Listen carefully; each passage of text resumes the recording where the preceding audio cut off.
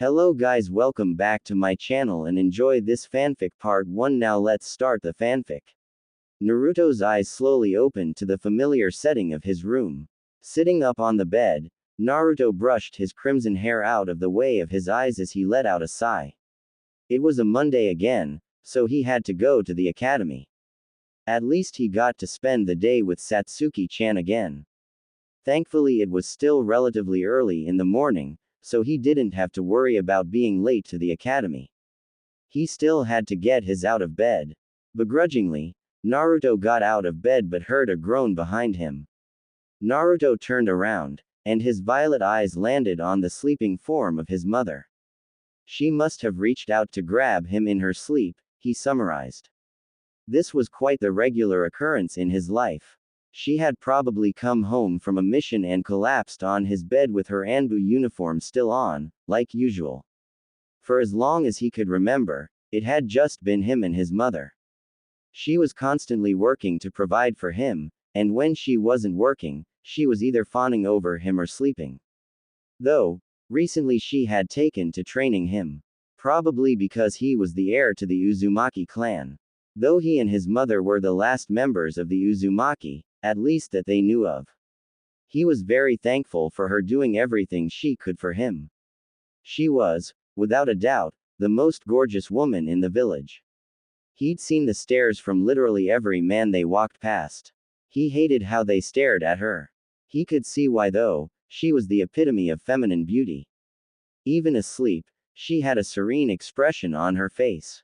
She had never worn makeup, and she probably never had to. She had plump, full, red lips, rosy cheeks, along with her pale, unblemished creamy skin that glowed. Her looks, coupled with her long flowing crimson hair and shapely body, made her one of, if not the most desirable woman in all of Konoha. She must have known that literally, every man was staring at her whenever she was near them. She could have had any one of them, and they would have accepted her without a second thought. Though, his headstrong mother didn't care for them when he had asked her if their stares bothered her. "You're the only man in the world that I care about, and that's a promise," is what she had told him. That had driven away any insecurities he had of her leaving him. When an Uzumaki makes a promise, they keep it for life. That day he had promised to himself that he would take care of her every need. No matter what it was, he'd fulfill them.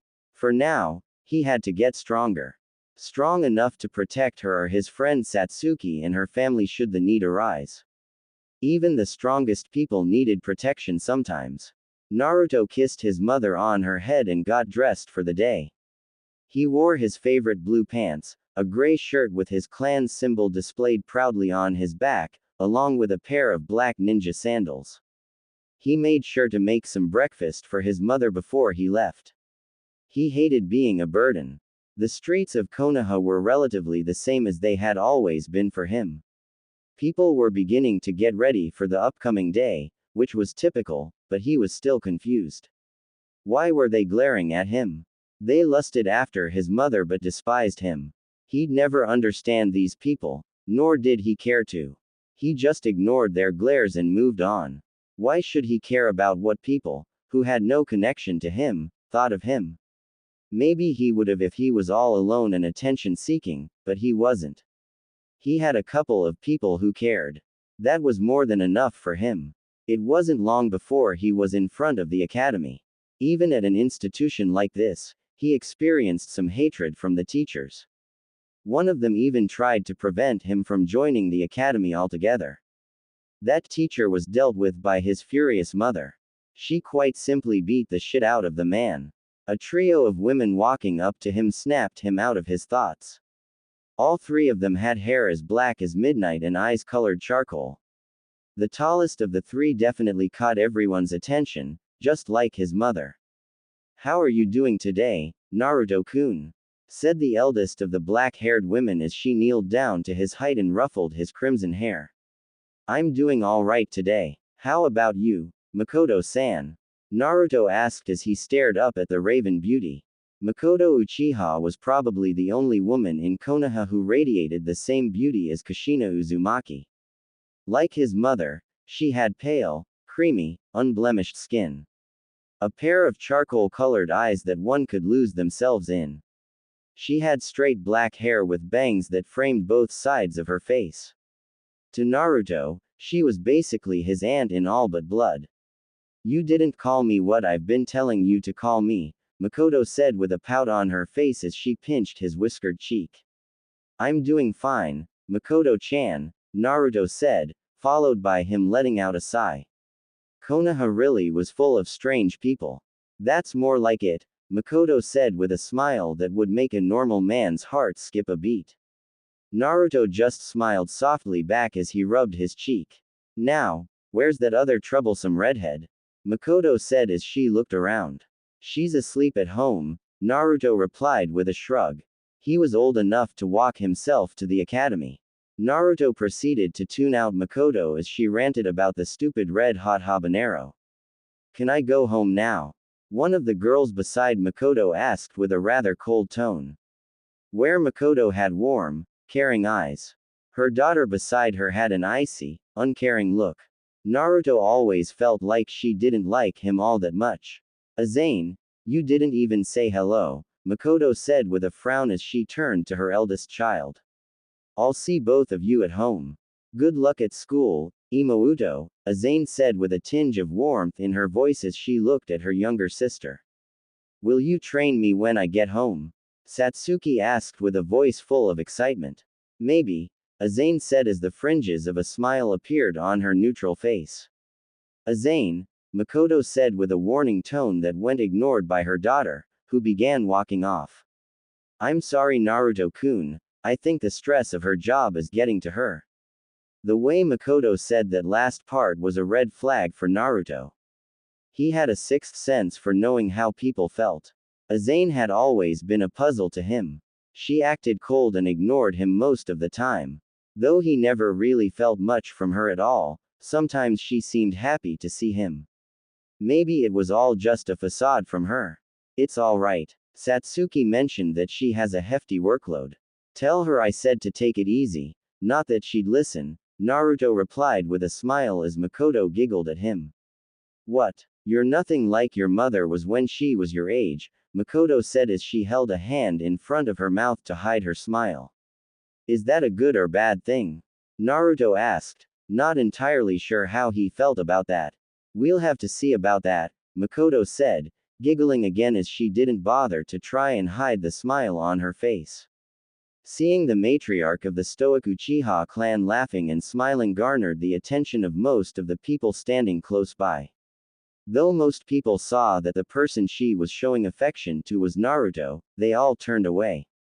It didn't bother Naruto in the slightest, but judging by the way Mikoto's fully matured Sharingan sprang to life, she was moderately pissed off.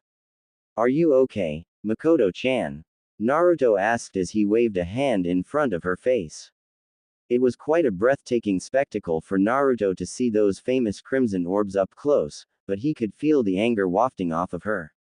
The raven-haired woman took in a couple deep breaths, her bountiful chest rising up and coming back down slowly. A smile made its way back onto her face as she looked at him again. I'll be fine if you keep calling me that, Mikoto said as she kissed Naruto on the head just as a bell rang. Satsuki-chan, make sure Naruto-kun doesn't cause any trouble. Oh, and we're spending the night at Naruto-kun's, so just come over after school. I have all your clothes with me already. What about my training with Nei-chan? Satsuki asked with a pout. I'll get Kushina-chan to train you for tonight, Mikoto told her youngest daughter, who continued pouting. Naruto and Satsuki waved to Mikoto as they ran into the academy. Once he got inside, his face became solemn again. He didn't particularly like the idea of the academy. Most of the students here, except for some, mainly the children from other clans, became ninja just because they thought it was some easy job. They read about the history and thought they could become a hero. Well, the ninja world wasn't so forgiving. It didn't care if you were a child or a fully grown man. You died all the same. Then there were the fangirls and fanboys. They were the worst, and usually, they were the very first people to die. That is if they somehow became a genin. All in all, He felt like this school was somewhat of a fraud. The senseis taught you 3 basic jutsu and nothing else. It's almost like they wanted them to die once they got their first real test of combat. Thankfully his mother had been training him long before he started the academy. Their classroom was already filling up with ninja aspirants. A majority of them were civilians. Though, there were several clan members, which surprised him somewhat. The typical silent Abrum, an Akamichi who was constantly stuffing his face. A Hyuga girl that kept to herself. A rowdy Inuzuka and his stinky mutt. The average lazy Nara. Then there was the fangirl Yamanaka. Yeah, this class was interesting, to say the least. Don't go to sleep like you usually do, Naruto-kun, Satsuki said as she pinched Naruto's arm. I won't, Naruto replied as he leaned back in his chair. You're lying, Satsuki said as she frowned at him. Wake me up if he actually starts teaching us something we don't know. Kushina tossed and turned in her son's bed as her eyes snapped open.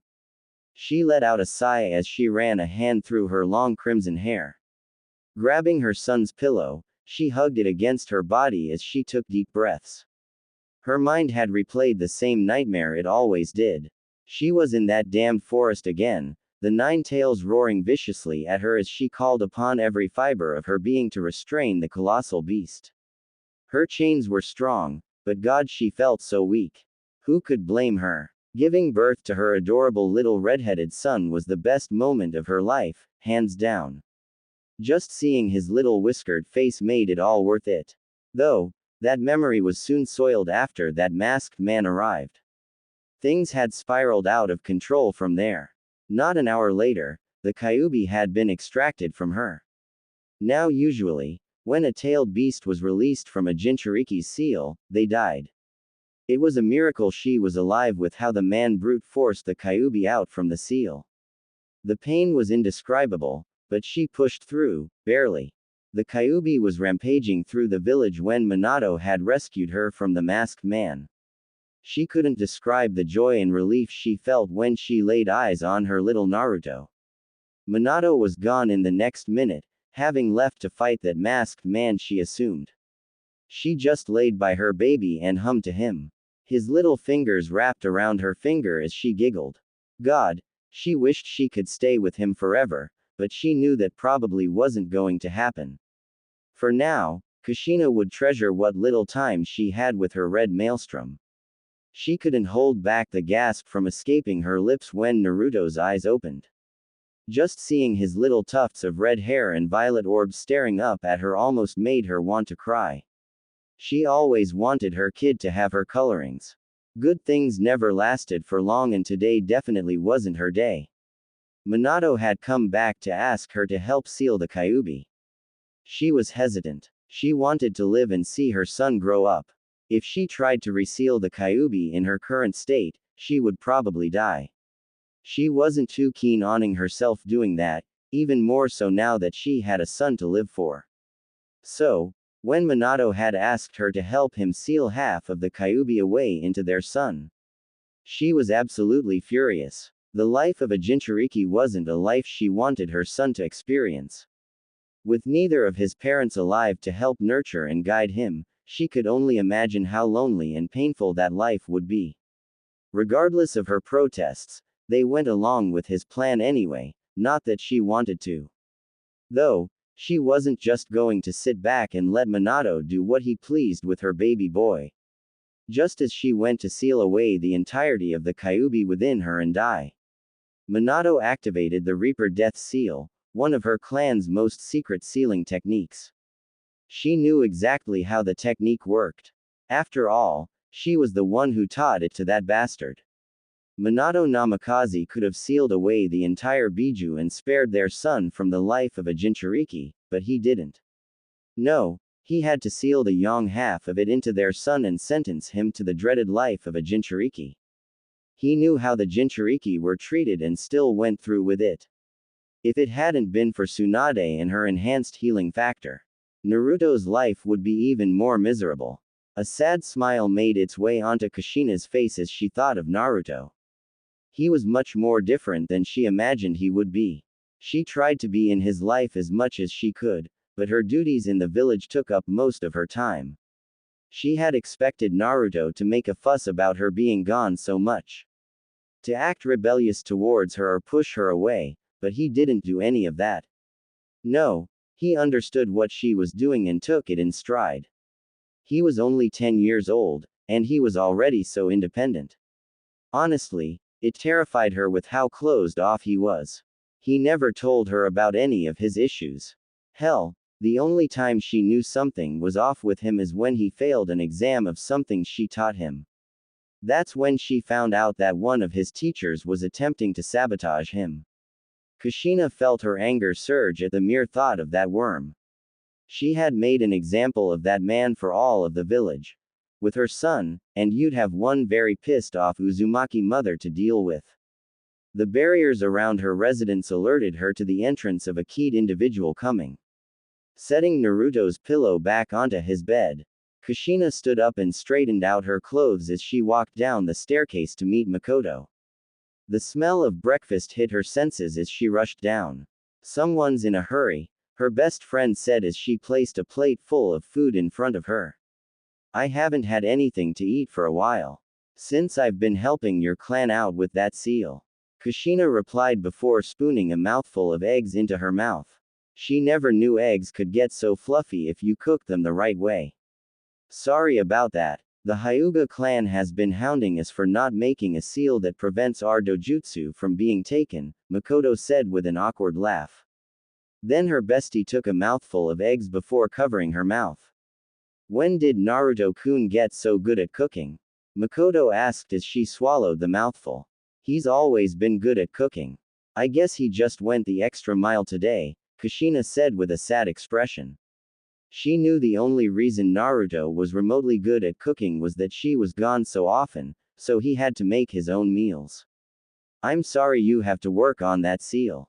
I know you've been wanting to spend more time with Naruto-kun, Mikoto genuinely apologized. Kushina just waved off her best friend's apology.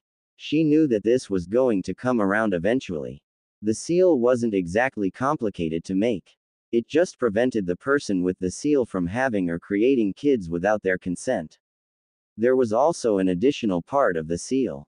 If the user died, the Sharingan would be sealed off to prevent individuals from taking them. Without the key that was currently in her possession, the famed dojutsu was safe and secure. It's fine. Just juggling all of that along with my regular duties is a little taxing, Kushina said as she took a sip of orange juice. Minato and her had saved up money to take care of Naruto, but there was only so much. Both she and Minato had saved up money to help raise Naruto, but after the Kyuubi incident, along with now being a single parent, she spared no expense in raising Naruto. Obviously, funds ran out fast, and she needed to get more to take care of her baby boy. Being an Uzumaki, she was naturally adept at fuinjutsu. She enlisted into the sealing team of the Anbu and soon rose to become their leader. Probably the worst decision she had ever made. Sure, she was getting a ton more money, but now, she had little to no time to spend with Naruto. Why don't you try asking the Hokage to take some time off? Mikoto suggested, taking hold of Kushina's free hand and giving it a squeeze. I don't think that monkey wants me to take any time off, Kushina bitterly remarked. Sometimes it felt like he was working her to the bone just so she wasn't home. Anyhow, enough about my issues. How are things with you and Fugaku? Kushina, I'm here for you. You know that. Talk to me, Mikoto said, giving her hand a firm squeeze. Kushina just shook her head, looking her best friend in the eyes. She put up the best smile she could before she spoke. I'm fine, Mikoto, really I am. The look in the Blacket's eyes told her she wasn't convinced. Mikoto let out a frustrated sigh, causing her to raise an eyebrow. Are things really that bad between the two of you? Kushina asked, somewhat surprised. As far as she knew, Mikoto and her husband had a good relationship. I guess, ever since the Kyuubi's attack, along with your statement about the person with the Sharingan who attacked you. Sorry about that, Mikoto said as she ran her hands through her black hair. It wasn't your fault, so don't apologize, Kushina gently said. Both of them seemed to have a ton on their plate. She needed to be a pillar of strength for her friend, just as Mikoto was for her. The Uchiha that had attacked her had probably been by Minato anyways.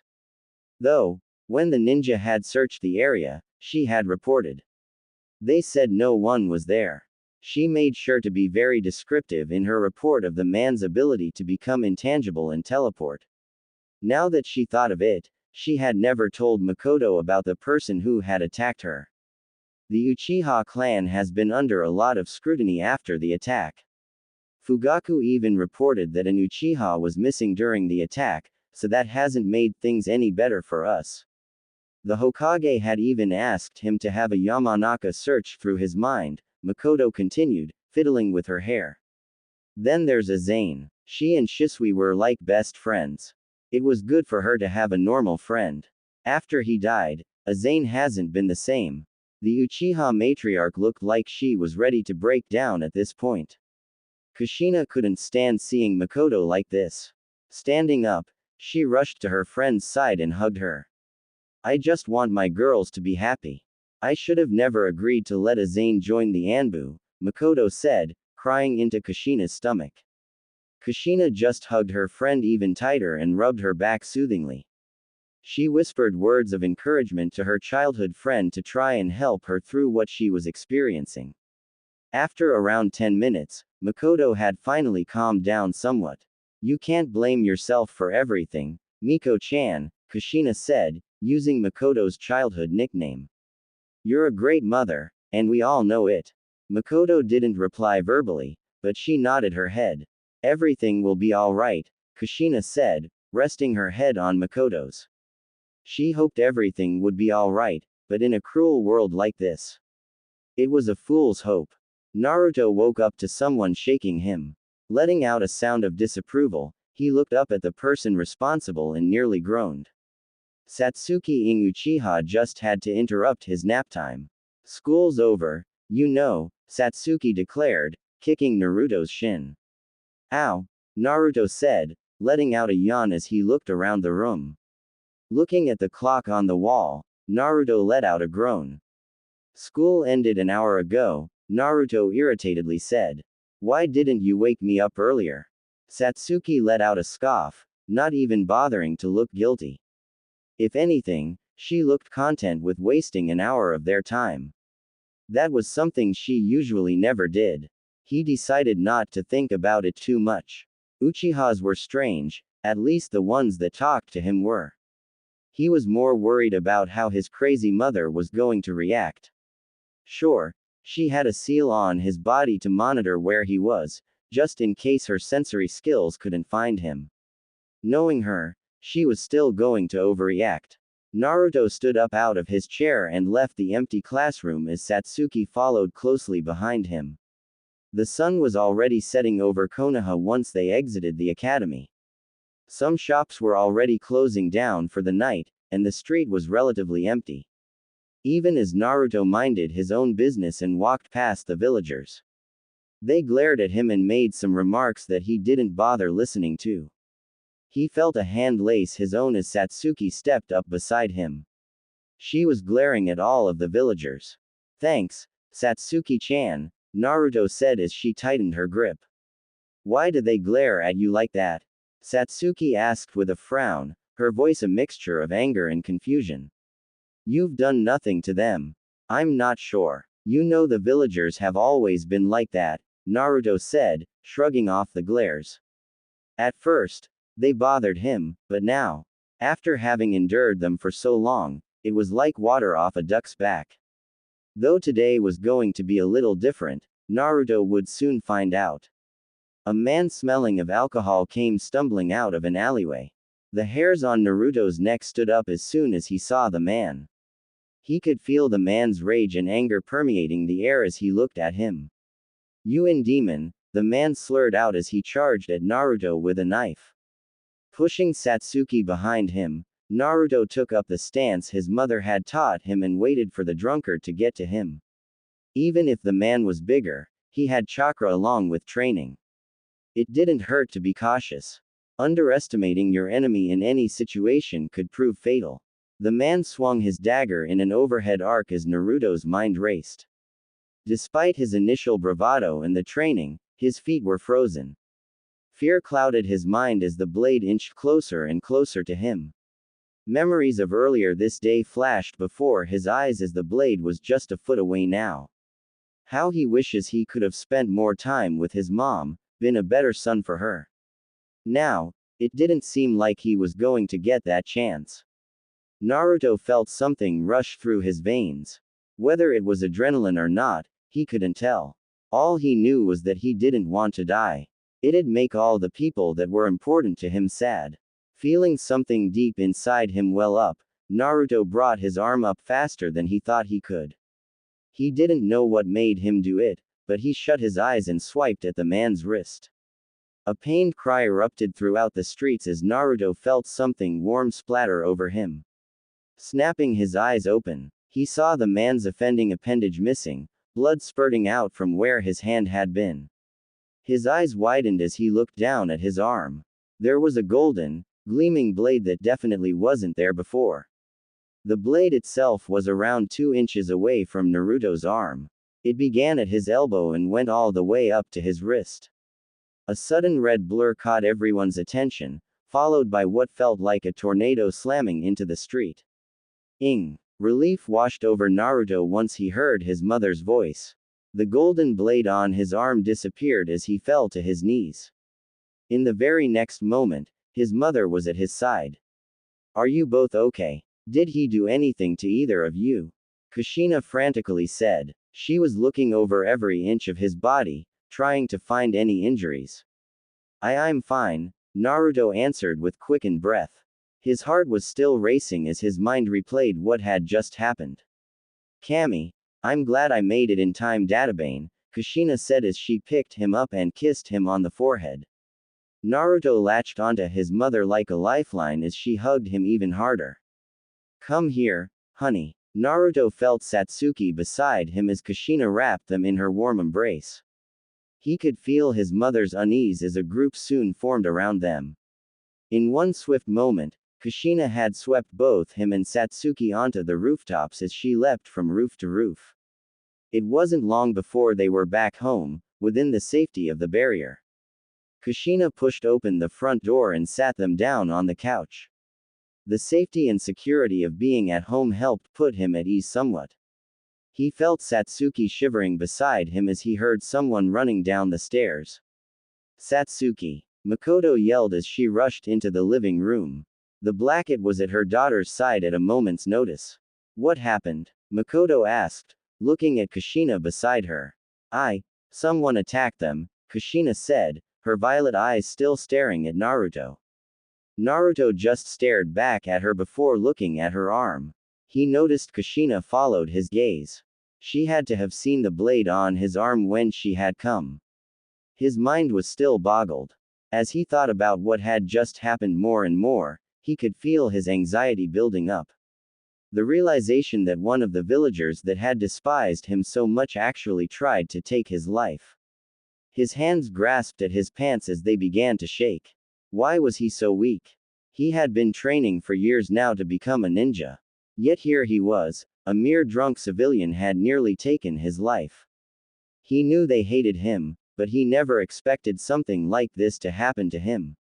The rational part of his mind knew it was only a matter of time before something like this did happen. Naruto had expected that he'd actually be able to put up a fight. Here he was with reality thrust upon him. He froze and had nearly met his end if not for his body moving on its own and the swift intervention of his mother. He was nothing but a burden again. Even now, he felt his mother's hand over his as he gripped at his pants. He wanted to be better, to be the one taking care of her. Yet here he was, nothing more than a crying child. The moon was high in the sky when Naruto's eyes opened. He found himself entrapped in his mother's embrace once again. Though, unlike before, his mind was plagued with the events that transpired earlier in the day. A bead of sweat raced down Naruto's forehead as it felt like the room was heating up. He did his best to calm his racing heart as the vivid memory seemingly played on repeat. Managing to slip out of Kushina's grasp, he quickly walked into the kitchen and got a cup of water.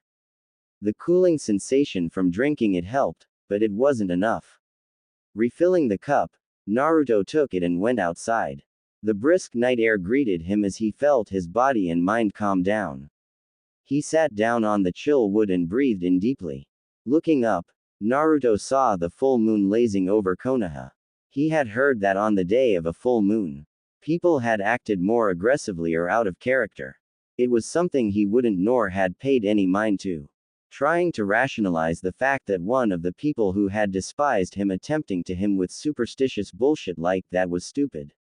Sitting the cup down, Naruto took his face into his hands. Had his life really made him this soft? He had thought that since his mother was busy working all the time that he'd be able to take care of himself. Only for reality to remind him he was nothing but a child with 2 years of physical training under his belt. Come tomorrow, he'd ask his mother to actually train him as a shinobi. To become someone that could be relied upon should the need arise instead of floundering. Sensing someone who was filled with intense feelings of self-loathing and dread, Naruto looked up. Azane-san, Naruto confusedly said as he looked at the woman in question. Azane was still dressed in her Anbu uniform as she stood a couple of feet away from him. The fact she was still dressed in her uniform bewildered him, but it was more or less the feeling he felt wafting off of her. Naruto-kun, Azane said, her voice cracking towards the end, puzzling Naruto even more. The Ravenet walked over to him and sat down beside him. A brisk gust of wind hit both of them as Naruto bore witness to the beautiful woman beside him. Her midnight-colored hair fluttered as it wasn't restrained by the headband that was currently in her hand.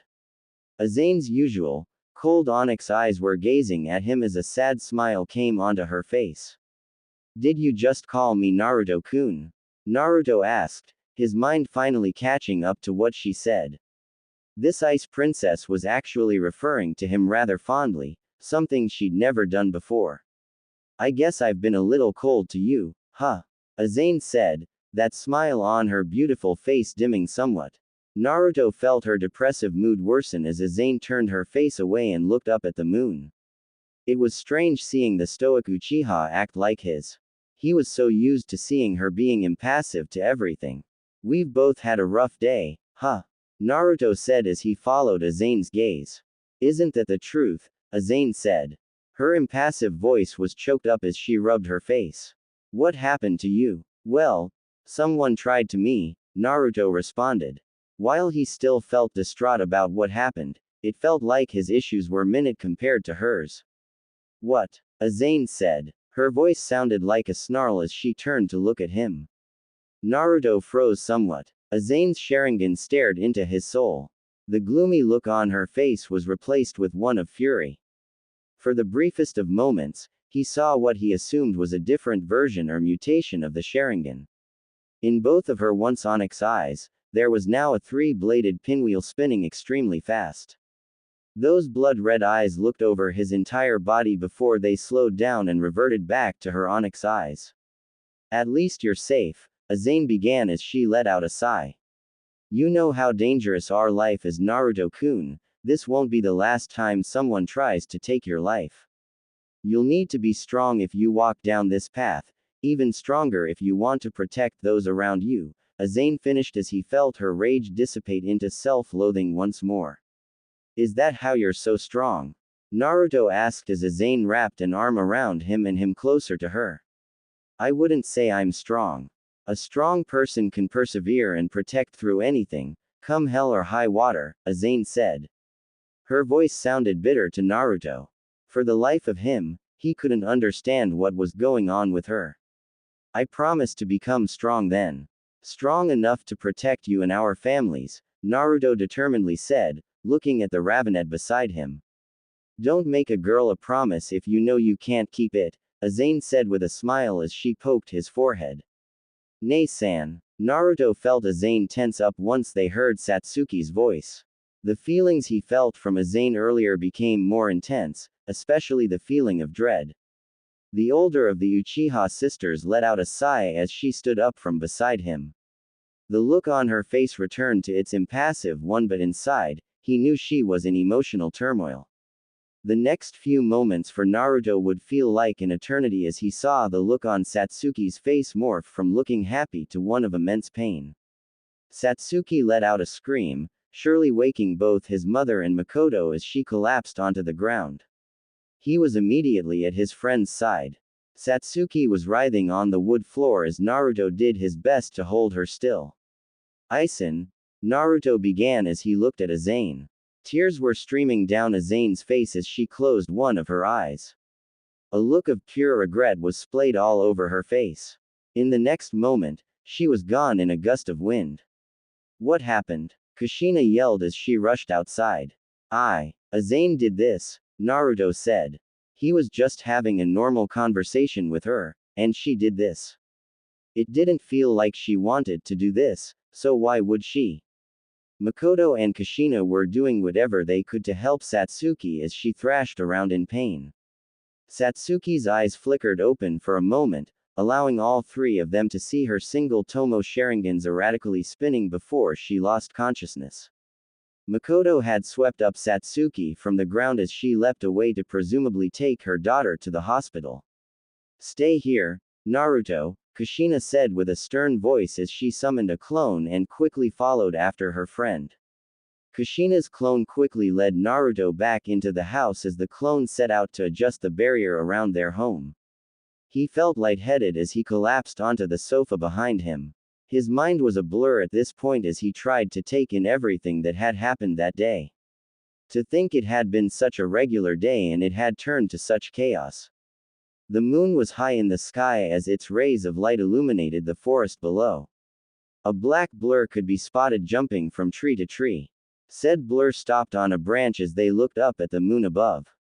"I'm so sorry, Satsuki-chan," Ka-san, Aizen thought as her blood-red eyes looked into the sky above. Dark gray clouds were fast approaching. The telltale signs of a storm were there as a loud crack of thunder echoed throughout the forest. Aizen's Sharingan could spot the streaks of lightning in the sky as it began to rain. Tears began streaming down her face as she recalled what she had done earlier. She started jumping from tree to tree. Her accursed clan's gift was replaying the memories of earlier that evening over and over in her mind. Aizen could feel her hands begin to shake before she clenched them into fists. Her hands were already stained with the blood of her enemies. Though, now she could add her family to that. It felt like her soul was tainted now as she attempted to flush the memories from her mind. There were so many things the Ravenet wanted to do. She ached to curl up into a ball and cry her heart out. She wanted to hug her younger sister and mother and tell them she was sorry. She wanted to preserve the fragile peace the elemental nations had, so she slaughtered her entire clan. Now she could seek out any of her aspirations. Coming to a steep cliff face, Aizen stopped as she looked down the dark abyss. The rain had absolutely drenched her clothing as her Anbu outfit clung to her lithe body. She could feel her black hair that framed her face stick to her face as droplets of water ran down her tresses. Taking a step off the edge, she found herself plunging into the abyss. The air rushing past her face chilled the cold rain even more as she ignored the bitter cold seeping into her bones. This unjust world had forced her to her clan. She didn't have a choice. Her family would have revolved, starting a full-blown civil war which would have caused another great war. She found herself juggling the deaths of around 150 people to thousands of people dying. The option was hers and hers alone to make. At least with the first option, she was able to negotiate with the third Hokage to ensure the safety of her mother and sister. War had been avoided with the deaths of her entire clan. Her direct family was safe. Though, now she was labeled an S-rank missing nin. All of this at the mere age of 15 years old. If only she had more time, maybe she could have found a way to avoid all of the senseless bloodshed. Regrettably, time was a commodity she didn't have. She told herself multiple times that this was the best possible outcome. Though, she couldn't even force herself to believe that. With the Uchiha clan now gone, there was a massive power vacuum left in its wake. She was sure the Hyuga clan would make a power grab. A pang of guilt and regret hit her soul as she stabbed a kunai into the side of the cliff face to slow her descent. The despicable CRA was surely going to be enacted on a couple of people.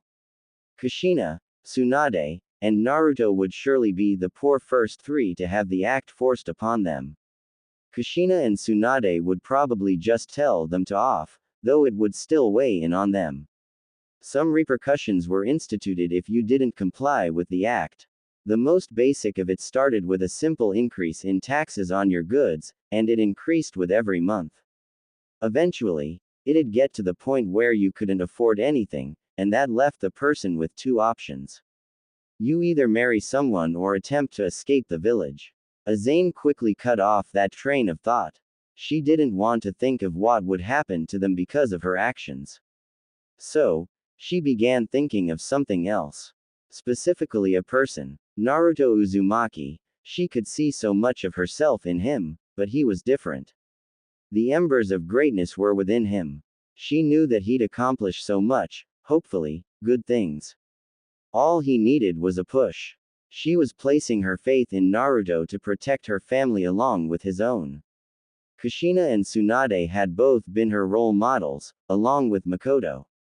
She never wanted to put them in a situation like this. It was a hell of a burden to put on the shoulders of a 10-year-old, but she was sure he'd persevere. She just hoped that Naruto was just as unpredictable as his mother. Then there was her sister. Kami. She had tortured her with the use of her Tsukiyomi. Satsuki was probably scarred for life because of negligence. She was just trying to help.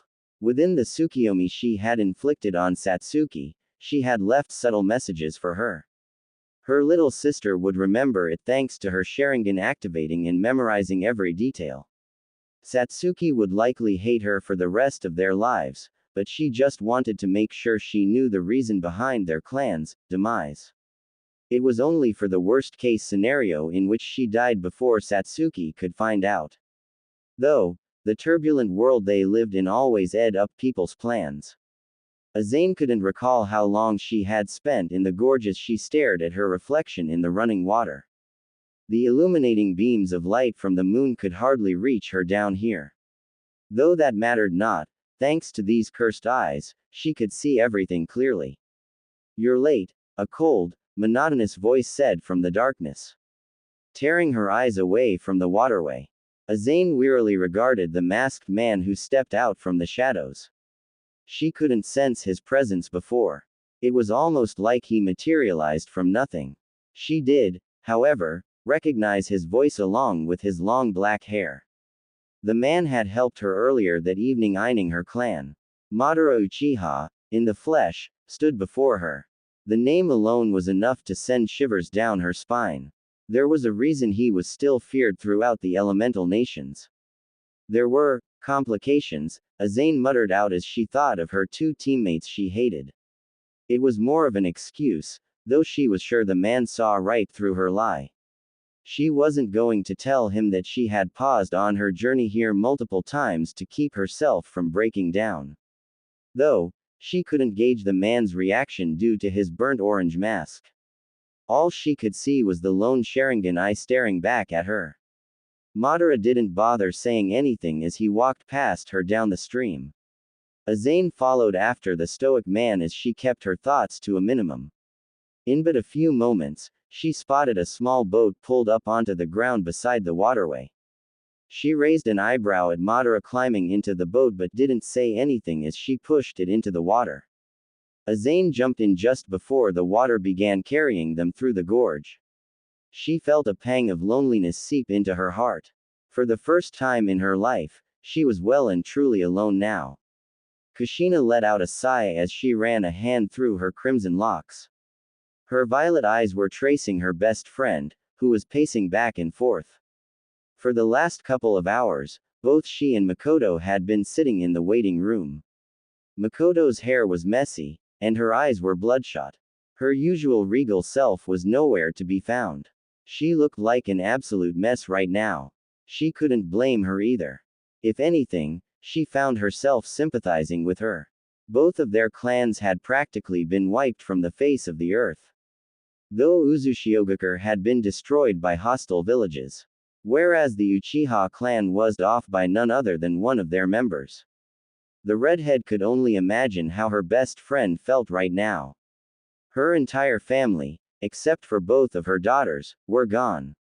One of which was an S-ranked fugitive, while the other was in critical condition. To think that only a couple of hours ago, everything was going alright. Thanks again, world, for being such an again. Kushina bitterly thought as she began to think of her son. With all the chaos going on, she found herself leaving him home alone, again. Sure, she had a shadow clone watching over him, but it wasn't really her. She could only imagine how he was feeling right now. She had seen the look on her baby boy's face just before she leapt away with Mikoto. Never in her life had she seen the look of betrayal on his face. His violet eyes were full of confusion as she jumped after Mikoto. She just hoped he was okay. Biting her thumb, Kushina shut her eyes as her thoughts continued. She knew how he felt, like he was weighing her down constantly. Like he was some garbage or something. That wasn't the case at all though, if anything, he was the only driving force in her life. Though, she just didn't know how to help him.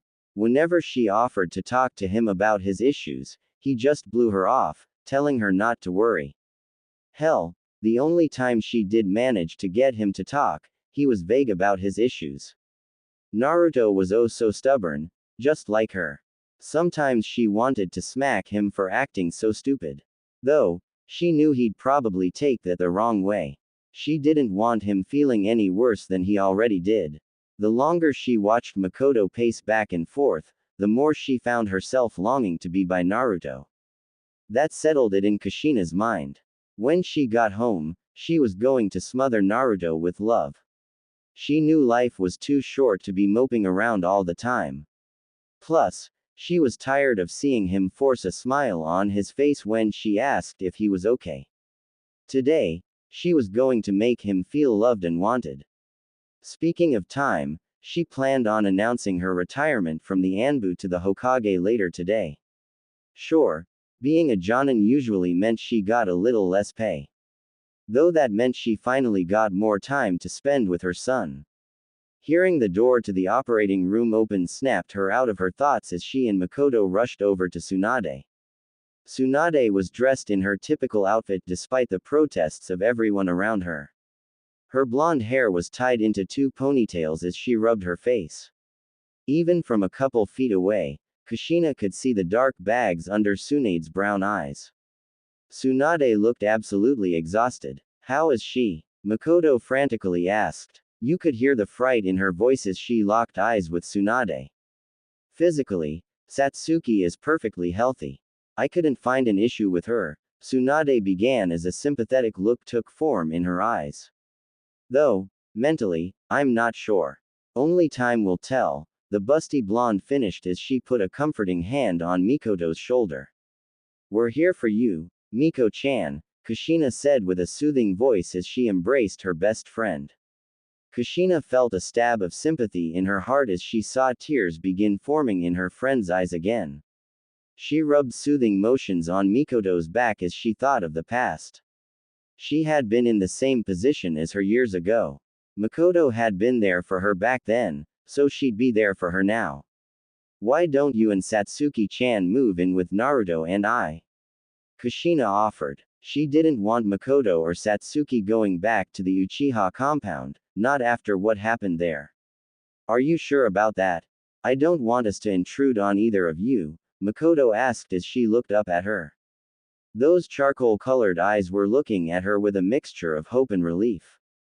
I'm sure, Kushina nodded as Mikoto's embrace got even tighter around her. Their embrace was cut short when Tsunade cleared her throat. Mikoto backed away from her as they both looked at the Sannin. How's Naruto doing? Tsunade asked as she locked eyes with her. He fell asleep on the couch a couple of hours ago. Kimiko is watching over him right now, Kushina answered as she felt a pang of guilt hit her in the chest. Tsunade merely just sighed at her. Well, you two can go ahead and head home. When Satsuki wakes up, I'll be sure to escort her to Kushina's house myself, Tsunade said as she smiled at them. Thanks again, Oni-chan, Kushina said as she hugged her surrogate older sister. Anything for my annoying little sister, Tsunade replied as she returned the embrace. Asshole, Kushina muttered, causing the older blonde to laugh as the two broke their embrace after a couple of moments. Come here you, Tsunade said, gesturing towards Mikoto with her open arms. Mikoto was just standing there gingerly as she looked at Tsunade. The ravenet looked unsure of what to do. Walking up behind her, Kushina gave her a gentle push, causing Mikoto to stumble into Tsunade's hug. Mikoto had always been incredibly reserved when it came to her affections. Before she could escape, Tsunade's arms had already wrapped around her. Just remember that you're not alone in this. You've got Kushi-chan, Naruto, and I here to help you and Satsuki, Tsunade whispered, just loud enough for her to hear. Mikoto stopped trying to escape from Tsunade's grasp as she froze. Kushina smiled at the sight of her surrogate sister figure comforting her best friend. Tsunade definitely wasn't the most polite person. If anything, she was kind of an. Though she did have a sweet spot in her heart for friends and family. It was just like Mito said. Her last name may have been Senju, but she was an Uzumaki, through and through. Thank you both so much, Mikoto muttered with tears streaming down her cheeks as she returned the kind gesture. Life may have beat them down constantly, but she had a feeling that if they were together, they'd always make it back to their feet. Kushina's rising feelings of hope for the future were soon replaced with anxiety when she saw a masked man approaching them. A member of the Anbu confronting anyone after a disaster was never good news. She expected the man to walk over to Mikoto and begin talking to her. Count her surprised and very anxious when the man stopped in front of her. Uzumaki Kushina? The man asked. There were literally only two crimson-haired people in Konoha, but she nodded nonetheless. The Hokage has requested your presence. Kushina nodded once more as the man vanished in a flurry of leaves. Looking over at Tsunade and Mikoto, she saw their worried looks. She forced a reassuring smile onto her face despite the anxiety coursing through her veins. Both of them definitely saw through it, but it was worth a shot. A summons from the Hokage after such an event was never good. Despite the bad feelings weighing on her chest, Kushina quickly left the hospital and made her way to the Hokage's tower. Crossing her arms, Kushina made sure to stand up a little straighter before entering the room the Hokage was waiting in. She had already felt on edge when she was coming to the tower. Now that she was in it, those feelings had intensified. Though she didn't want to appear weak, so she did her best to keep calm. Taking in another deep breath, Kushina pushed open the door and walked into the room, and stood before Hiruzen and his advisors. The room itself was rather quaint for the village leaders, but she paid that no mind. May I ask why you've summoned me, Hokage-sama? Kushina asked with an even voice as she bowed her head to Hiruzen. As the current leader of their village, Hiruzen was the only one she'd be showing any respect to. She'd be wary of Danzo because of his reputation. The other two were nothing but advisors, so honestly, she couldn't find herself to care for either of them. Hiruzen puffed on his pipe one more time before setting it down and looking her in the eye. Kushina-chan, by now, I'm sure you've heard of the Uchiha clan's demise. Hiruzen asked with a heavy voice. Kushina could have snorted at the question. By now, she was sure it was the talk of all the shinobi with clearance. Hell, she was with the Uchiha matriarch when she got the news. I have, Kushina answered despite knowing that Hiruzen knew the answer to it already. She had sensed the army of Anbu units surrounding the hospital she was just in moments ago. Danzo's remaining eye opened as Kushina felt a surge of apprehension course through her. The only time she'd ever seen the old warhawk pay attention or show any interest was when the subject pertained to Konoha's supremacy. That's when she knew for sure that she wouldn't like what came next. Kushina-chan, Hiruzen began as a heavy sigh escaped him. The old man had a troubled look on his face that she doubted was genuine. You couldn't juggle being a good man along with being the leader of the strongest nation in the world. She had thought Minato was that way. Though on Naruto's birthday, he had proved her wrong. Ever since then, she'd always paid more attention to people to see how they acted. I know you've refused to remarry since Minato's death, but with the Uchiha clan gone, a large chunk of our military forces are gone, the old man continued before she interrupted him. No, Kushina blankly stated as she struggled to not glare at the man. She knew where this charade was going. By no means was she remarrying and pumping out babies for the sake of this village or any village for that matter. Kushina-chan, I only ask that you find love again. The village would prosper with the help of your children, Hiruzen stated, still using his grandfatherly tone. Kushina bit down on her tongue to keep the grimace off of her face.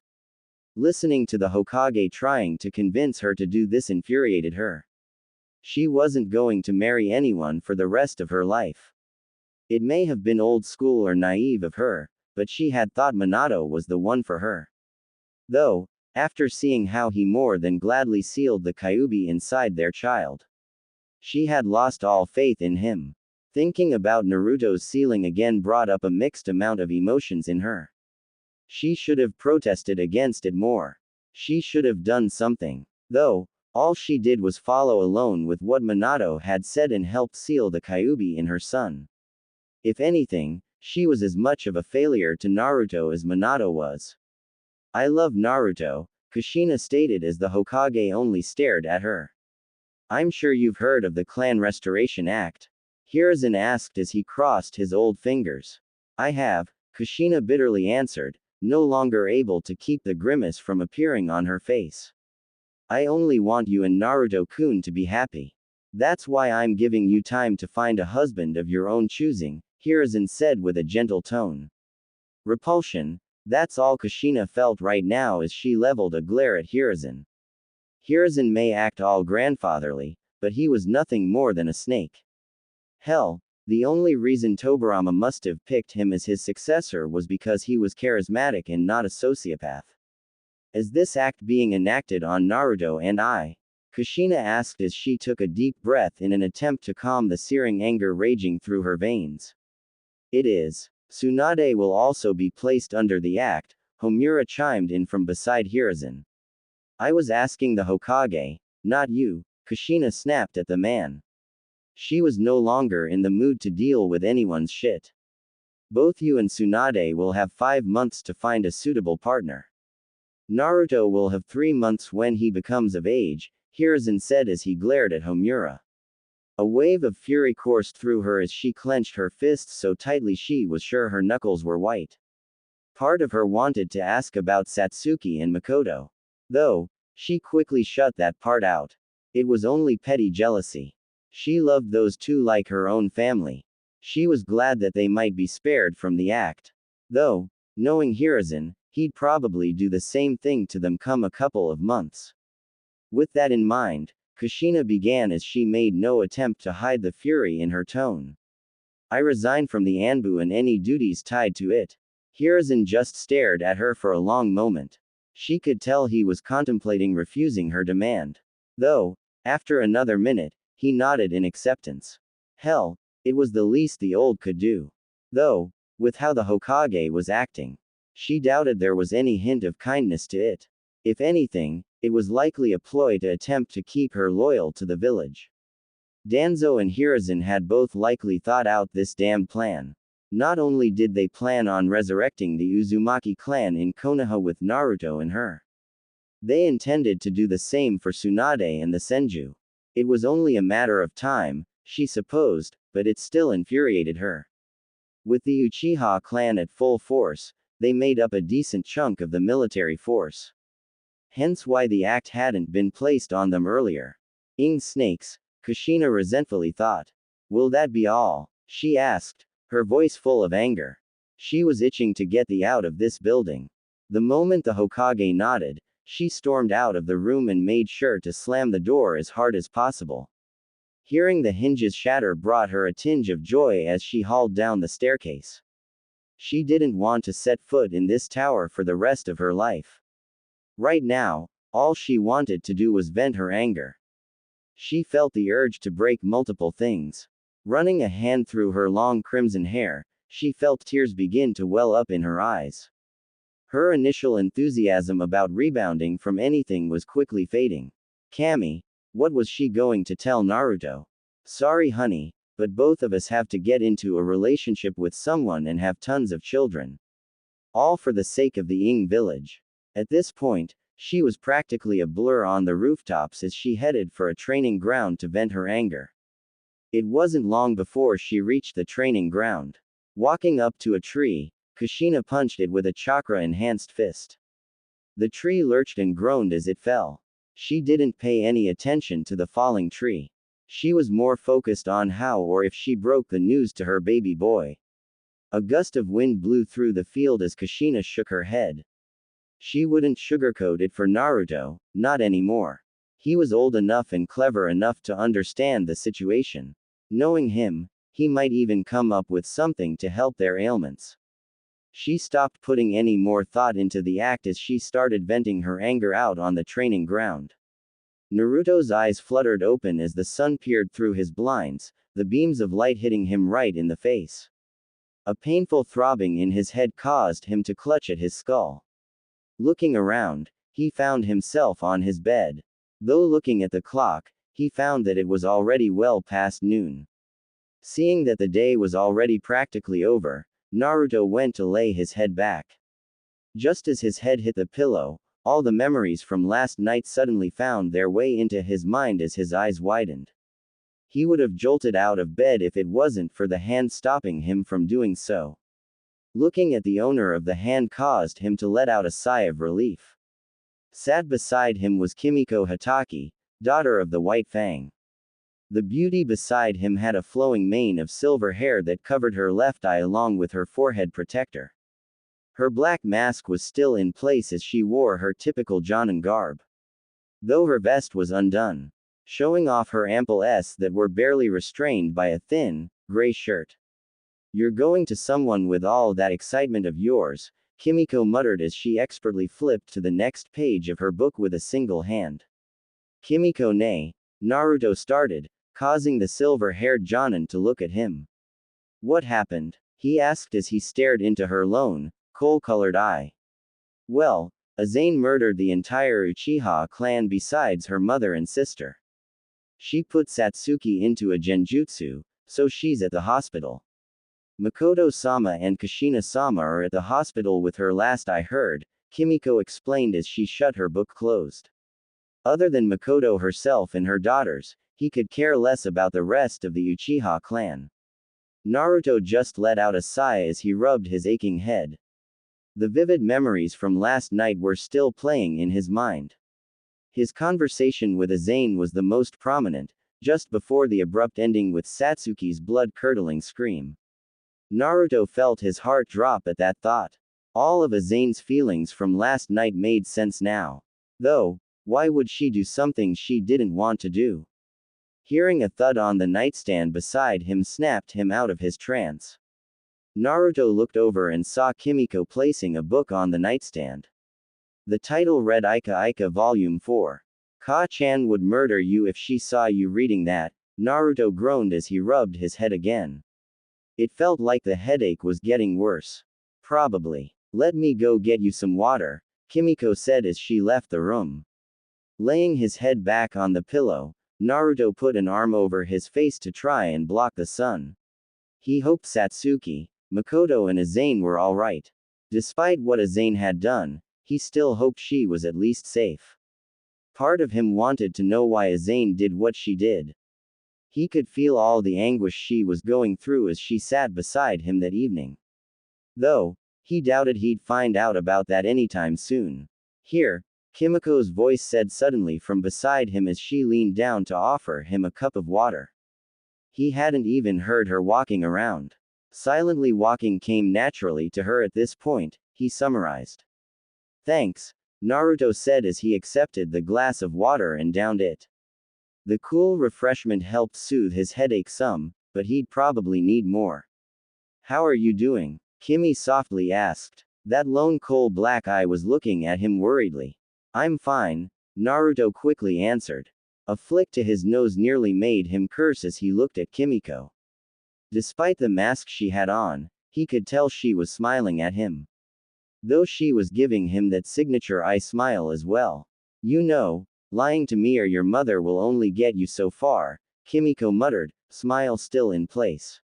Are you going to tell me how you're actually feeling, or do I need to flick you again? She asked, as she prepared to flick him once more. Fine, fine, Naruto irritatedly mumbled as he held up a hand to deter the woman. I'm a mess, he simply stated as he put his hand down. Mind going into any details about that? Kimiko asked as she tilted her head at him. Naruto opened his mouth and shut it a couple times as he broke eye contact with Kimiko. He was so used to just bottling it all up inside that actually talking about it was more difficult than he expected. Part of him started falling back on his old habit, just to save him the effort. You don't have to talk about it if it bothers you that much, Kimiko offered as she put a hand on his arm and gave it a gentle squeeze. The sheer sincerity in Kimiko's voice finally wore down his proverbial defense.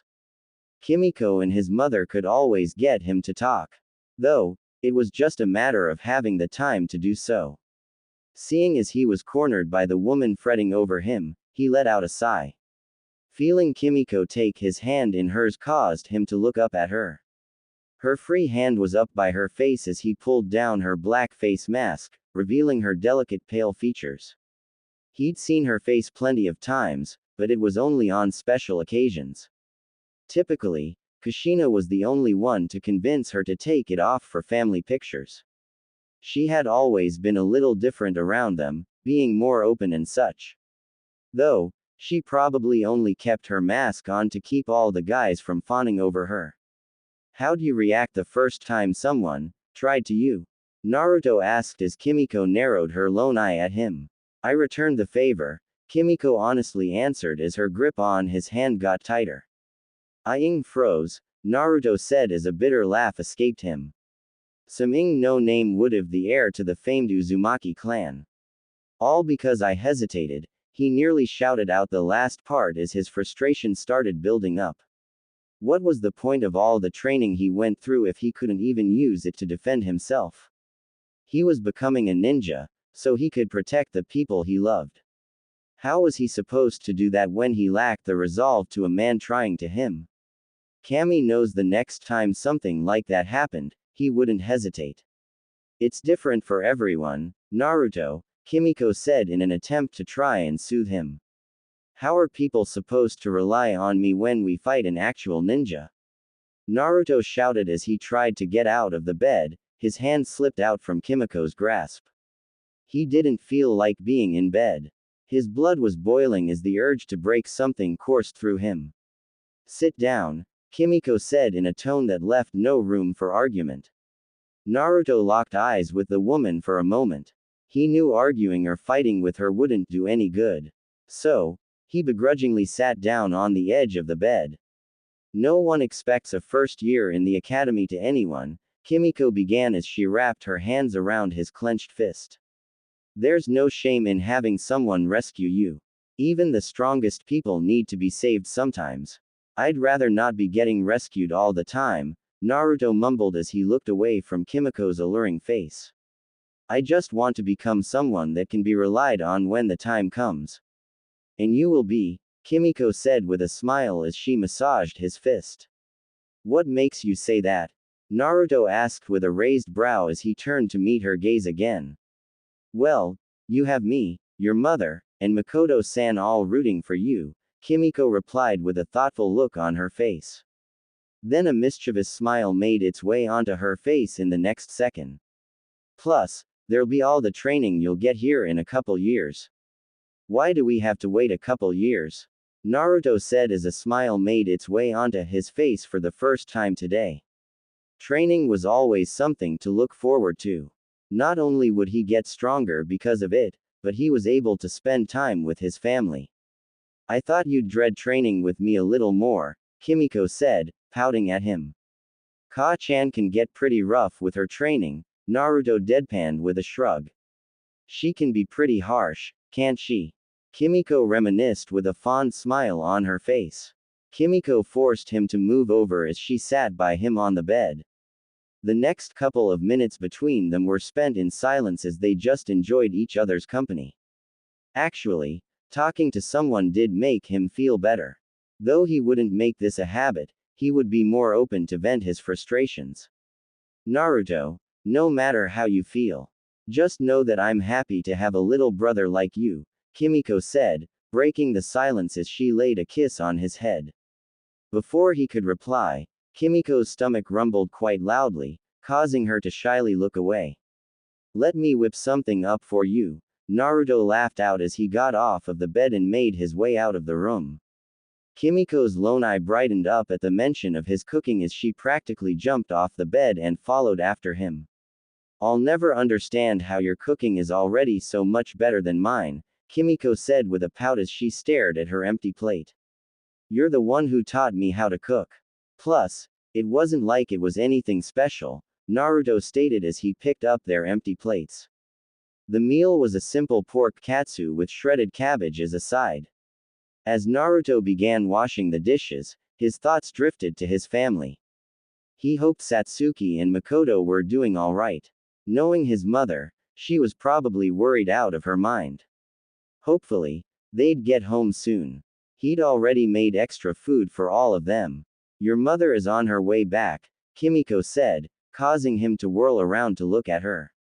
He half expected to see a smile on her face. Count him confused when he saw the conflicted look on her face. Seeing that look on her face made him feel easy.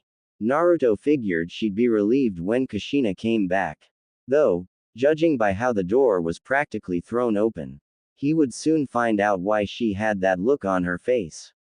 Stupid motherers! Kushina shouted as a table went flying down the entryway. Kushina walked into the dining room. A furious look was on her flustered face as she looked at them. Her gray training pants and orange t-shirt clung to her body. Beads of sweat were running down her face as she let out a huff. She was taking in deep breaths through her nose as she took a seat at the kitchen table. She looked royally pissed off. Acting quickly, Naruto filled up a glass of water and offered it to the furious woman. Thanks, hun, Kushina said with a small smile as she began drinking the chilled water.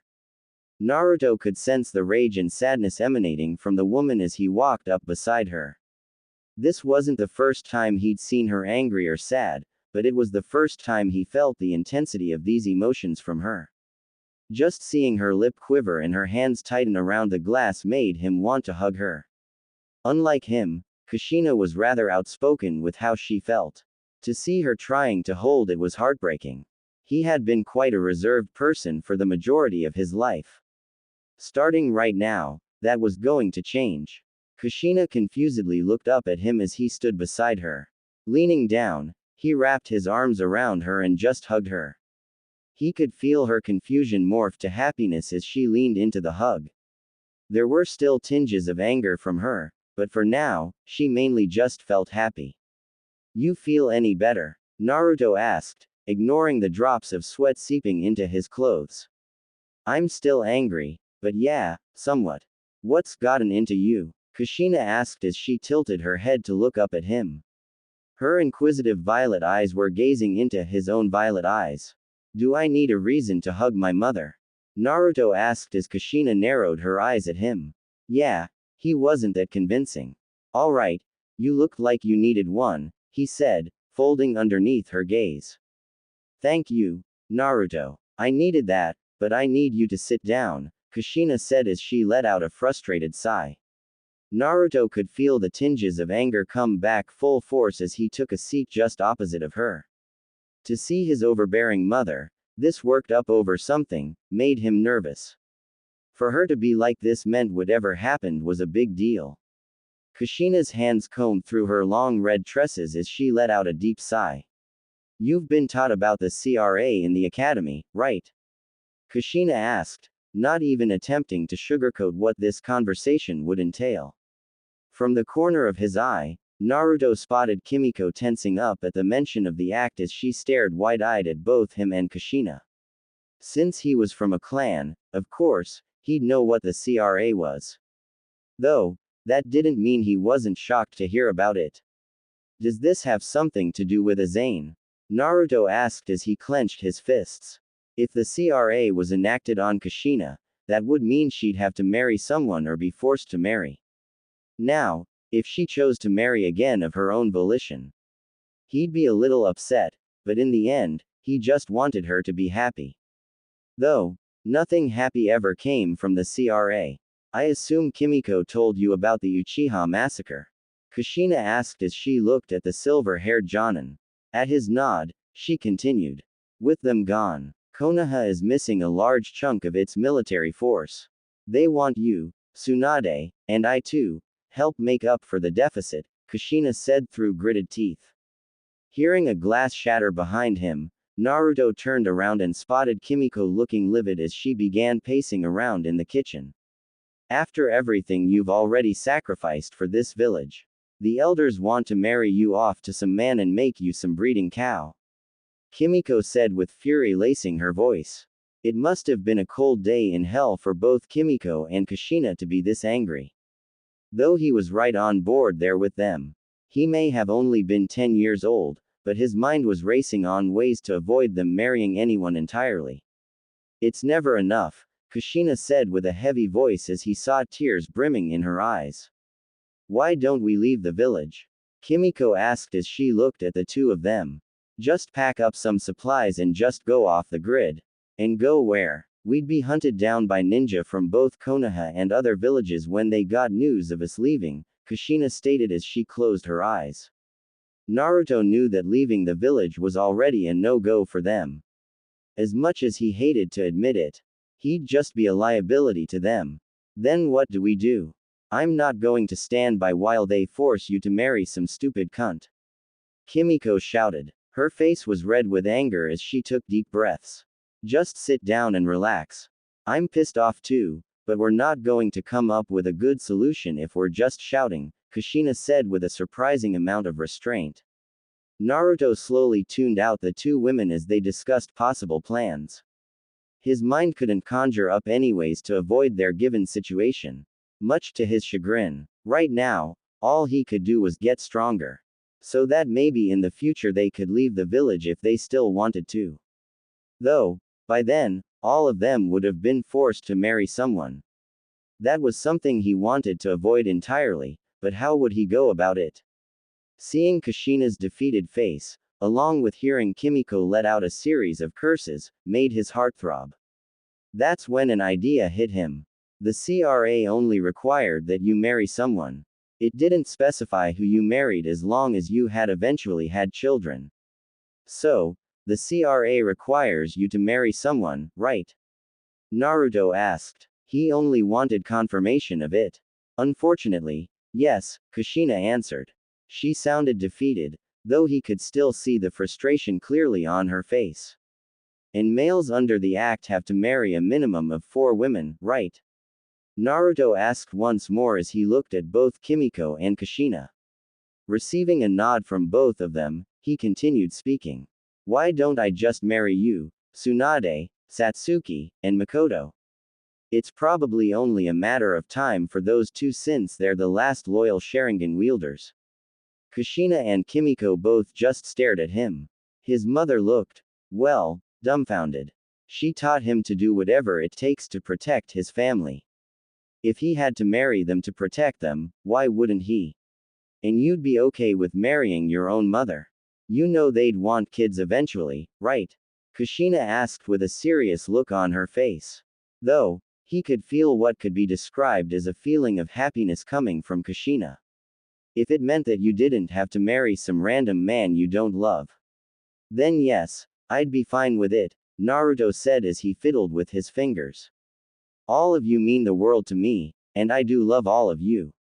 Though, I could see if you didn't want to. Incest wasn't exactly smiled upon in their world anymore. Besides bloodline clans practicing it, it was actually frowned upon. His declaration may have sounded strange coming from a 10-year-old, but he meant every word. He'd do whatever it took to protect them. Kushina looked at him with a stone-cold facade on her face. Though, he could feel the apprehension, surprise, and eventual joy at his declaration. A smile made its way onto her face as she let out a sigh of relief. There was one unhappy person in the room, though. What he felt from Kimiko was a little surprising to him. The older woman had a sense of loneliness and longing from her. Naruto couldn't recall feeling any passionate feelings towards him from Kimiko. Though, he just figured that she was probably just hiding it really well. Hell, she was where he got the idea to bottle up all his emotions from. I could marry Kimiko too. Just to help appease the elders, Naruto added as he looked at Kimiko. A surge of joy came from Kimiko as she quickly pulled her mask over her face. He smiled at how she attempted to hide her blush. For the first time that day, the Uzumaki household was filled with laughter. Naruto knew that life was going to get very, very complicated from here. Though, come all the hardships and joyous experiences that the future held for them. He'd face all of it and persevere. The ground quaked suddenly as the tree he was on lurched forward, followed by most of the other trees surrounding him. With the added agility of his constant training, Naruto leapt off the tree and narrowly avoided the falling logs around him. Once his feet landed on the dirt below, he looked up and focused his chakra as he noticed a tree falling towards him. While he could get out of the way with relative ease, he wanted to test his ability. Focusing, Naruto summoned forth his chakra as a golden shield to prevent the tree from falling on him. Smiling, he stepped to the side as he deactivated his ability. Though, the hairs on his neck quickly stood up on edge as he searched the area around him. Whether it was because he had a gut feeling or not, Naruto turned to the left and saw a busty blonde rushing towards him. You've left yourself wide open. Tsunade shouted as she threw a chakra-enhanced punch towards Naruto. He couldn't dodge due to just how fast Tsunade was, so he opted to summon a minimum of 3 chakra shields. His eyes narrowed, and he ground his teeth as he heard and felt the first 2 shields shatter entirely due to Tsunade's sheer power. Before she could destroy the last one, he attempted to gain some ground. Summoning multiple chakra blades around him. With the flick of his hand, Naruto sent them all barreling towards Tsunade. The blonde didn't even flinch at the hailstorm of blades headed her way as she simply grabbed a fallen log and used it as a shield. Meanwhile, Naruto was attempting to get some ground between himself and the Senju princess. He knew it was futile to engage in combat with her at close range. Most idiots knew that, so, for the past couple of hours or so, he had spent his time trying not to die. At first, he had engaged Tsunade head-on, though Naruto had quickly found it very fast that he most definitely didn't want to do that. The woman had easily shrugged off or dodged most of his attacks, and she crushed most of his defenses with ease. The difference in both skill and experience was quite blatant. After all, Tsunade had fought in the Second Shinobi War and had been trained by Hiruzen Sarutobi. The woman had the know-how and strength to destroy most of her enemies. There wasn't a doubt in Naruto's mind that she was likely one of the strongest people he knew. Summoning even more blades and various other weapons, Naruto pointed at Tsunade, beckoning all of them forth as they pelted the log. With his consistent barrage, the hardwood slowly began chipping away. Upon impact, his chakra weapons disappeared due to running out of the amount of chakra stored in them being replenished. Though, the damage remained. Eventually, due to the log being practically destroyed, Tsunade chucked the remnants of it towards Naruto. She grinned as she punched the ground. The earth crumbled, causing the red-haired brat to fall into the chasm. Leaping into the hole into the ground, Tsunade grabbed Naruto and picked him up out of the dirt. Setting him down on his feet, she watched with a smile as he grumpily dusted off his clothing. He had definitely improved from their last training segment. Hell, he better have. After all, unlike most people, Naruto was blessed with the mere fact he was being trained by 4 kunoichi, all of which were powerful in their own regard. Though, For now, she was the strongest out of all of them. Now, for a majority of people, having so many teachers would cause issues. Primarily if said teachers were all conflicting with one another's teachings. So, Tsunade and the other women had all agreed to teach and train Naruto on certain months. You're doing pretty well for someone who's just fixing to graduate from the academy, Tsunade complimented as Naruto grumbled at her. And for a granny, you can still kick my around like nothing, Naruto said, causing Tsunade to hit him on the head. I deserve that, he said as they both climbed out of the hole. Yeah, you did, brat, Tsunade grumbled out as she smiled at Naruto, who was rubbing his head. I'll go get lunch. Why don't you rest for a bit? She told the red-haired brat, who nodded eagerly. Naruto couldn't help himself as he watched as Tsunade walked away from him. The way those dark bluish pants hugged her curves had his teenage hormones going haywire, along with her sleeveless gray blouse, which her massive S strained against. Throughout the fight, he had issues with getting distracted by her assets. Rolling his shoulders, Naruto walked over to a tree, untouched by the destruction that had racked the training ground. Letting out a grunt, Naruto practically collapsed against the tree. The shade was absolutely refreshing, and it already felt 10 degrees cooler. It was a humid and hot day, though not entirely unbearable. Feeling his body already begin to ache, Naruto groaned. Tsunade's training always left him rather sore. That woman did not know the meaning of holding back. Though, he couldn't refute that her training was beneficial. At first, he was extremely hesitant on their first spar. Tsunade was a powerful woman, and he knew that, though she had told him to come at her with intent to. He wasn't entirely comfortable with it, but after the whopping she gave him, he knew that he was far away from being able to hurt her. Taking in a deep breath, Naruto relaxed against the tree. A gust of wind blew through the training ground, bringing a refreshing, cool breeze. The last 5 years had been long and harsh. So much had happened. The elders of the village were quite glad to hear what he had to say when he spoke to them. A half-blooded Uzumaki taking on 5 wives, a Senju, 2 Uchihas, an Uzumaki, and a powerful Jonin of the village. What more could they ask for? They had even gone so far as to tell the villagers what happened, thinking it was a good idea at the time. Safe to say that it wasn't.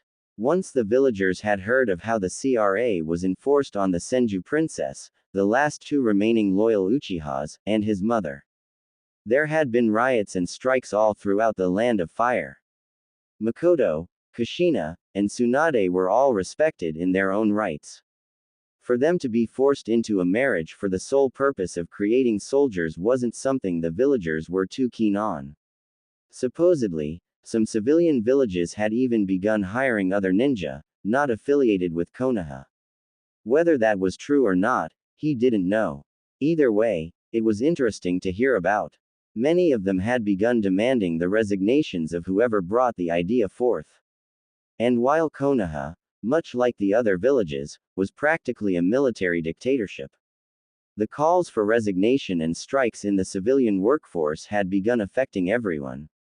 It had gotten to the point where the daimyo of the Land of Fire had finally agreed with the people and demanded the resignations of the parties involved. So, both of the village advisors, Homura and Kaharu, resigned. The riots and strikes ceased immediately, and all was well.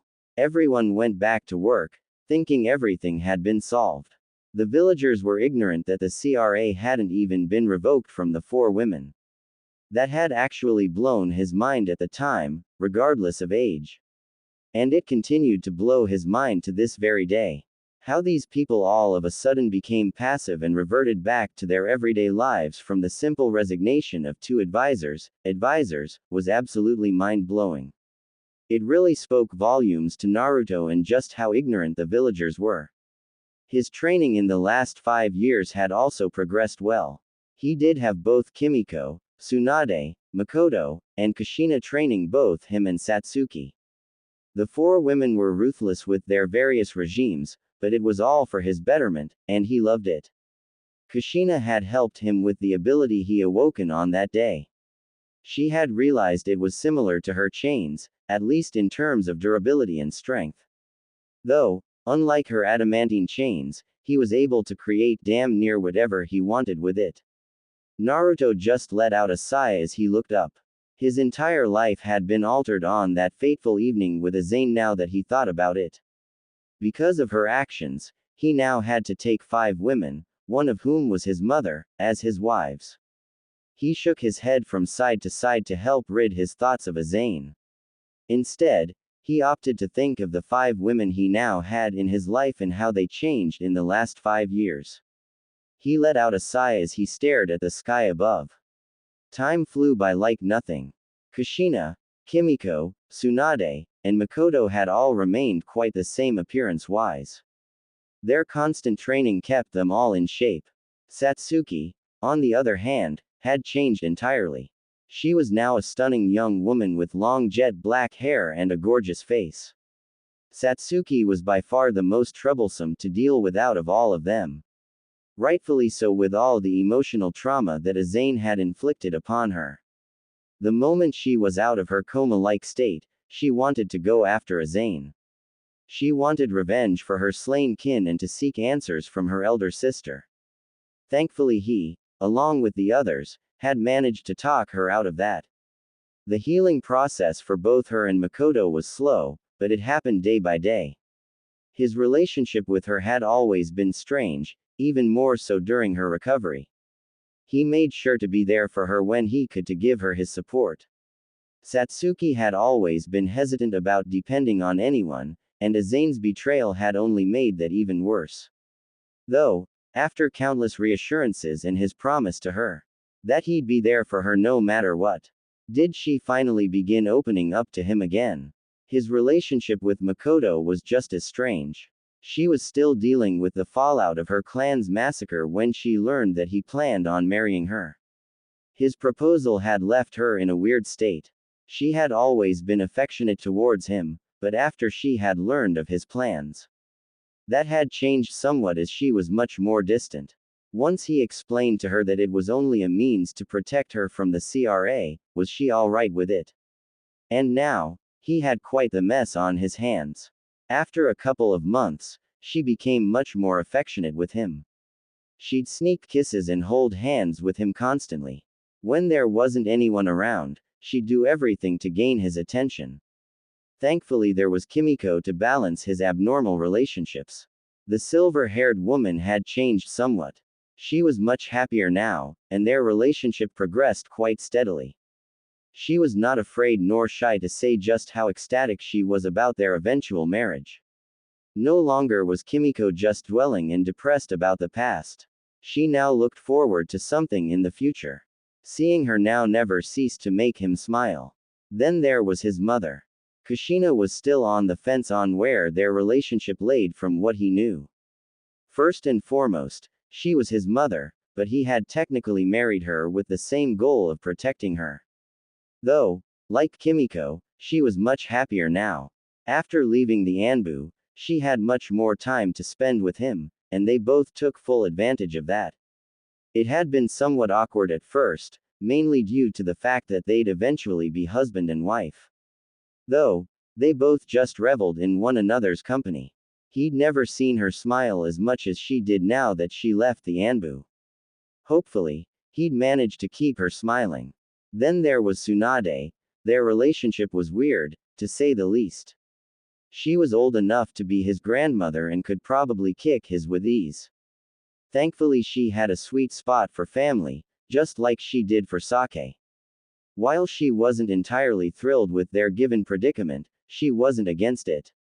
Tsunade had told him that she'd seen countless things in her life, and this would just be added to the list. If anything, it seemed like she really didn't care about it all that much. Though, after a long, harsh training session one evening a couple of months ago, Tsunade had taken him out for dinner. She had said it was necessary to unwind after all the training they had done. He had figured it was just another excuse for her to order some sake to enjoy with their food. The older woman even slipped him a couple of shots regardless of his age. He still wasn't considered an adult since he hadn't graduated from the academy. Though, that didn't stop him from drinking any, nor did anyone try to prevent him from drinking. After all, who would stop the Senju princess from enjoying her sake? Absolutely no one would. It was his first time getting drunk, and it wasn't as great as people talked it up to be. The alcoholic beverages were alright, though nothing like expected. The more he drank, the better it tasted, and soon both he and Tsunade were drunk. The blonde Senju and Naruto were drunk in a couple of hours, and he learned quite a lot of things about her then. First off, Tsunade was a very, very bipolar drunk. That woman could go from being extremely relaxed to wanting to tear out someone's throat or crying her heart out. She was also much more talkative with him regarding just about anything, along with being even more brutally honest and blunt than usual. Tsunade was typically quite cordial with him, given the fact he was Kushina's only son. He was used to her being quite doting on him. Though on that night, Tsunade was anything but cordial with him. She had pointed out so many things she found wrong with how he approached things. She had admitted that she was infuriated with how he acted regarding his attitude before the incident. The way he moped around like some lost dog instead of actually putting in more effort into changing was something that drove her mad. He felt strange being chastised by her but listened nonetheless. She was right on most accounts. Though, when she told him just how proud she was that he was changing, it made him happy. It made him feel even weirder being chastised by a woman who was now his wife, along with being very prominent in his early life. There was one thing that was bothering him somewhat. Tsunade was only talking about him. She hadn't really talked about her adult life all too much, so he started asking a couple of questions. Tsunade's jovial mood had taken a complete turnaround. The smile quickly faded off of her face, and she now looked somber. She just glanced at him before ordering another bottle of sake. Even drunk, he knew her past was a sensitive topic that she didn't like to talk about at all, yet he still brought it up. He was about to apologize and either shut his mouth or change the topic entirely. Though Tsunade merely just waved off his apologies as he hung his head in shame. The older woman merely had some more sake before she let out a huge sigh. Maybe it was because she was finally comfortable enough with him, he didn't know, but Tsunade finally talked about her tragic past for the first time with him. From there, he recalled just sitting there quiet as Tsunade let out all of her feelings. She was much calmer than he expected as she told him of all the things that happened. That didn't mean he didn't see and feel the sadness and regret wafting off the woman. Her hands began shaking, and he saw the tears well in her eyes as she talked about Dan and Nawaki. It was a little awkward for him to hear about her previous lover, but he continued to let her vent. By the time she was done, Tsunade was letting the tears fall freely from her face. He was taught that showing emotion as a ninja was to show weakness. Yet, here was one of the strongest people he knew, bawling her eyes out. It helped him realize that even though shinobi were trainers, they were human at the end of the day. Naruto couldn't stand to see the sight of someone he held dear to his heart crying, so he got up from where he was sitting and sat next to her. He gingerly put an arm around her shoulder since he half expected Tsunade to recoil away from him. Count him surprised when she actually leaned into his hug. After crying for at least 30 minutes, Tsunade finally relaxed. She thanked him for listening to her rant with a smile. Maybe it was the alcohol along with his raging teenage hormones, but the way she smiled at him made his heart race. From that point forward in the evening, he really started looking at Tsunade as a woman. The way she looked happy as she drank even more sake with a smile, her hazel brown eyes were full of glee now. Her long, blonde hair that was tied into separate pigtails flowed over his arms. And last but not least, Tsunade had deemed it to be too hot and had taken off her green haori and adjusted her gray blouse, inadvertently showing off her large S. By Kami, he practically drank in the sight like he drank the sake that night. From that point in the evening, his memory was spotty. He recalled them leaving the restaurant with bottles of sake in their hands as they painted the town red and enjoyed the night together. Despite his lapses of memory, he could remember having some of the most fun he'd ever had in his life that evening. Though, when he woke up the next day in an unfamiliar bed with a slight headache, he was filled with unease. His heart had practically dropped in his chest, but he relaxed when he realized it was Tsunade. He had adjusted the sheets some, and his heart had sunk in his chest once more. Both he and Tsunade were wearing their birthday suits. Tsunade had woken up just a couple of minutes after he did, and she turned and warily looked at him with her hazel brown eyes. The woman blinked a couple times as she looked at him. He was positive he looked like an idiot with the blush that was on his face. Then the woman let out a yawn as she stretched, not even bothering to try and hide her bountiful tits capped with puffy pink nipples. While he appreciated the sight, the blood soon rushed back to his brain, and his heart began racing. His first thought was that he probably lost his virginity.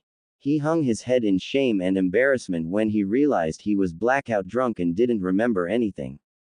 Meanwhile, Tsunade had got out of bed and gave him a clear view of her entire body. She didn't utter a word as she poured 2 cups of water. The woman drank the clear water before moving over to where her clothes were on the floor. Watching that woman bend over and flash him her goods had his blood rushing away from his brain. After putting on his shirt, which most definitely did not fit her, Tsunade walked back over to the bed as she sat down beside him. He would never forget just how aroused he felt seeing a woman wear his clothes. After a very awkward talk, mainly from his end, Tsunade had explained to him that he better get used to waking up with a woman in his bed due to his position. Never in his life would he forget the devious smile that she flashed him as she told him of their escapades in the bedroom.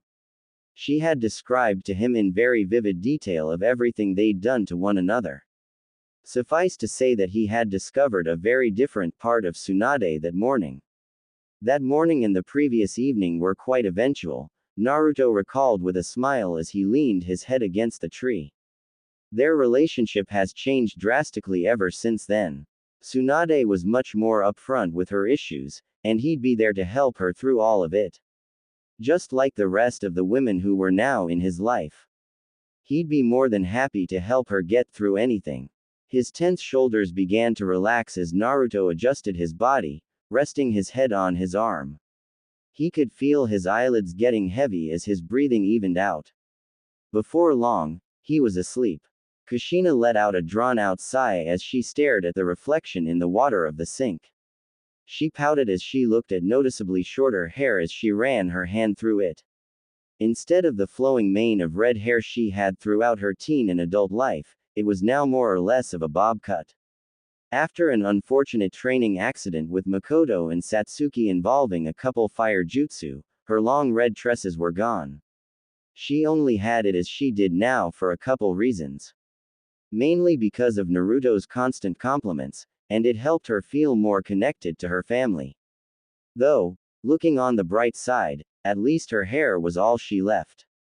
Training accidents typically left most shinobi either dead or seriously wounded regarding the severity of the injury. Missing some hair was most definitely preferable. Mikoto and Satsuki had apologized profusely, but there really wasn't any changing what happened.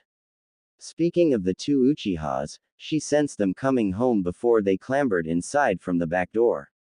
Looking up from the sink, she flashed a quick smile at the sweating and exhausted Uchiha duo. Drying her hands, she created a couple of clones to begin cooking dinner. The clones would do most of the housework, so she opted to relax on the sofa. Her household was much busier than it had ever been 5 years ago. With 5 extra people living here now, it was much more hectic, and she found herself missing the calm, quiet atmosphere from before. The whole act of having 5 other women in her house took some getting used to. At first, it was a hectic mess having 5 different personalities all clashing against one another. It didn't help that except for one of them, they were all grown women, so they all had a peculiar way of doing things. Though, after the first shaky month of getting their shit together, she found herself enjoying their presence despite it being a bit rowdy at times. Movie nights were always something she looked forward to, along with dinner at night. Now it was almost like a constant sleepover, except everyone took turns doing chores or cooking. Kushina snorted at the childish thought of it being a sleepover. A smile quickly overtook her face because of how accurate it was. Despite all of the things and funny accidents that happened in the last 5 years, she found it strange that they were all so happy. That was probably due to the constant efforts of a certain redhead, who they were all technically married to. Even though he was constantly being trained or training, Naruto still managed to find some time to spend with them. He also made sure to have time set aside for them and was determined to make them happy. As her thoughts drifted to her not-so-little son, a myriad of emotions bloomed in Kushina's chest. Naruto had shot up over the years. The last time she had checked, he stood over her at around 5 feet, 10 inches.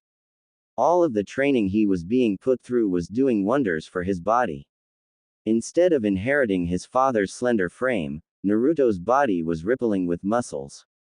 A blush quickly adorned Kushina's face as she squirmed her legs together as an all-too-familiar heat bloomed in her. She'd seen incestuous relationships before in her life, though she never expected to be in one herself. Contrasting feelings of repulsiveness, genuine attractions, and motherly feelings coursed through her as she thought of Naruto. Naruto's natural charisma, along with being very thoughtful and sweeter, made it hard not to develop feelings for him. Whenever he was spending the day with her, he made sure to make her his sole focus, no matter the situation. With Minato, she was too busy just listening to him talk about all the issues in the village. She felt more like an advisor than a wife. That wasn't the case with her son, not one bit. On their date nights, she was subjected to his constant compliments on her outfits, hair, and the very little makeup she wore. Their relationship felt real, and he was open to talking about any of her issues. Kushina let out another long sigh as she cuddled into the recliner. She really needed to stop comparing Naruto to Minato. They were two separate people. One was still alive and supporting her, while the other was dead and had betrayed her trust. Why does it always need to be so difficult? Kushina muttered to herself as her thoughts continued to linger on Naruto. Her only issue was that Naruto was her child, and she was attracted to him. In other cultures, even her clan had practiced incest. One part of her mind argued that it didn't matter. Even if he was related to her, she should love him. While the other more rational part of her mind was still on the fence, pleading to preserve their mother-son relationship. Another, much more frustrated sigh left Kushina as she adjusted herself on the recliner and stared at the ceiling above. She hated and loved that Naruto was probably the only person for her, all things considered. She knew for a fact that he was infinitely better than marrying someone the Hokage deemed fitting for her. Sensing the redhead who continued to plague her thoughts, fast approaching, Kushina leaned forward from her recliner. Adjusting her blue sweatpants and sleeveless blue shirt, she smiled when she heard the door open. Naruto soon came into the living room, his gray t-shirt and dark blue sweatpants drenched in sweat.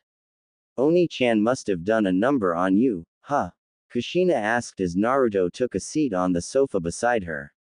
With him being so close, Kushina could easily smell his natural scent, which was only intensified by his sweat. That ever so familiar heat returned between her legs as she crossed her legs tightly. 15 years was a long time. Yeah, she doesn't know how to hold back. Just like you, Naruto said with a teasing smile as he enjoyed the air conditioning of their house. Idiot, Kushina indignantly replied as she turned to look away from her attractive son. Realizing she didn't sense Tsunade come back with him, she returned her gaze to Naruto.